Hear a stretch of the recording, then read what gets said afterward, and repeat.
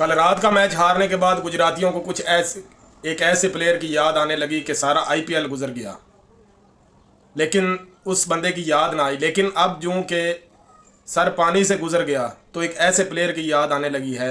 हालांकि कल रात के मैच हारने से उस बंदे का कोई कंपटीशन नहीं बनता, क्योंकि जिस तरह से गुजरात जिस पॉइंट पर हारी है वो उस बंदे का इस बात से कोई तल्लक नहीं है।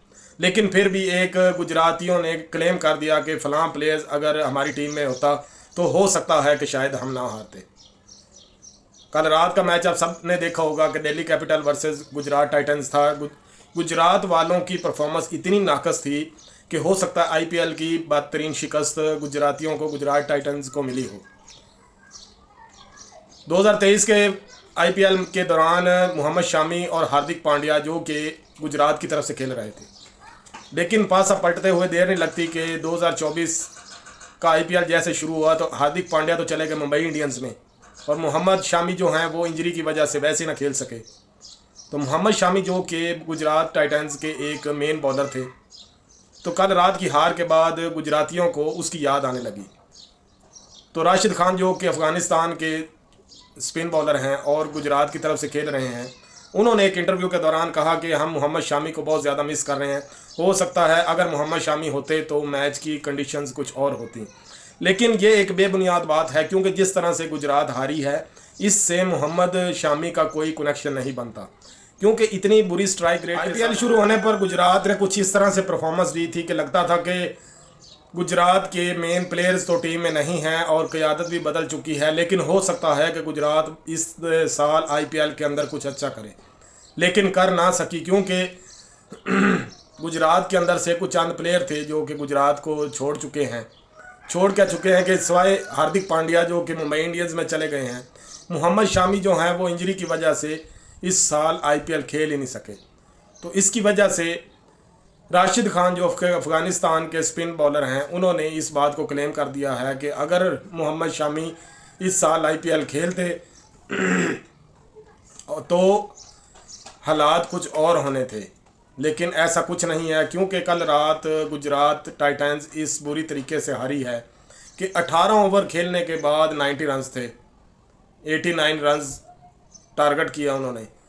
तो 18 ओवर बहुत मायना रखता है। पता नहीं तो गुजरात वालों से बॉल टच ही नहीं की गई, किसी साइड से भी ये नहीं लगता था कि गुजरात की टीम परफॉर्म करेगी। और कल का जो उनका ये क्लेम है, उनका कहना है कि मोहम्मद शामी होते तो मैच की सूरत हाल कुछ और होती। मोहम्मद शामी के होने के बाद भी मैच की कंडीशन बदलने वाली नहीं थी, क्योंकि जब बैट्समैनों ने स्कोर ही नहीं किया, रन्स ही नहीं किए, तो मोहम्मद शामी बेचारे अकेले यहाँ पर क्या करते। तो इसलिए राशिद खान का ये दावा बेबुनियाद है कि मोहम्मद शामी होते तो मैच की सूरत हाल कुछ और होनी थी। दूसरी तरफ हार्दिक पांड्या ने गुजरात टाइटंस को छोड़कर मुंबई इंडियंस ज्वाइन तो कर ली, मुंबई इंडियंस के कैप्टन भी बन गए, लेकिन हार्दिक पांड्या की परफॉर्मेंस भी उधर कुछ खास नहीं थी। उसके अलावा हार्दिक पांड्या को जिस तरह से ट्रोल किया जा रहा है वो आप सब। मोहम्मद शामी या हार्दिक पांड्या अगर टीम में होते भी तो गुजरात टाइटंस कुछ नहीं कर सकती थी। दिल्ली कैपिटल के पास एक मास्टर की जो कि उनके बॉलर हैं ईशांत शर्मा जो कि एक बहुत ही तजुर्बाकार बॉलर हैं, और जिस तरह से उन्होंने शुरुआती 1-2 विकेट गिराए हैं, उसके बाद उन्होंने दूसरे नंबर पर मुकेश आते हैं। मुकेश ने बहुत अच्छी बॉलिंग की है। इन दो बंदों की बॉलिंग की वजह से मैच का पासा ही पलट गया। ईशांत शर्मा ने आते ही शुभम गिल की विकेट ली, तो उसके बाद जब कैप्टन ही एक टीम से आउट हो गया था तो दिल्ली कैपिटल गुजरात टाइटंस वालों के हौसले जैसे कि पस्त हो चुके थे, और उनके बाद उनके किसी बैट्समैन की कोई परफॉर्मेंस नहीं आई। 18 ओवर ये मायना रखता है। हो सकता है आईपीएल की ये बदतरीन शिकस्त हो जो कि गुजरात टाइटंस ने अपने नाम कर ली है, लेकिन कल रात का जो दावा है राशिद खान का या शुभम गिल का, ये बेबुनियाद है। इस तरह कभी भी नहीं हो सकता कि मोहम्मद शामी और टीम में होते। हाँ ठीक है, अगर कोई 150 या 170 के लगभग अगर स्कोर होता तो हम ये बात कह सकते थे कि गुजरात को हो सकता है कि दिल्ली कैपिटल को चेस करने के लिए मुश्किलात खड़ी कर सकते थे, लेकिन जब एक टीम ने स्कोर ही नहीं किया तो मोहम्मद शामी या हार्दिक पांड्या वहाँ पर क्या करते। हार्दिक पांड्या की तो अपनी, चाहे वो अगली टीम में चले गए हैं तो परफॉर्मेंस उनकी वहाँ भी ज़ीरो है।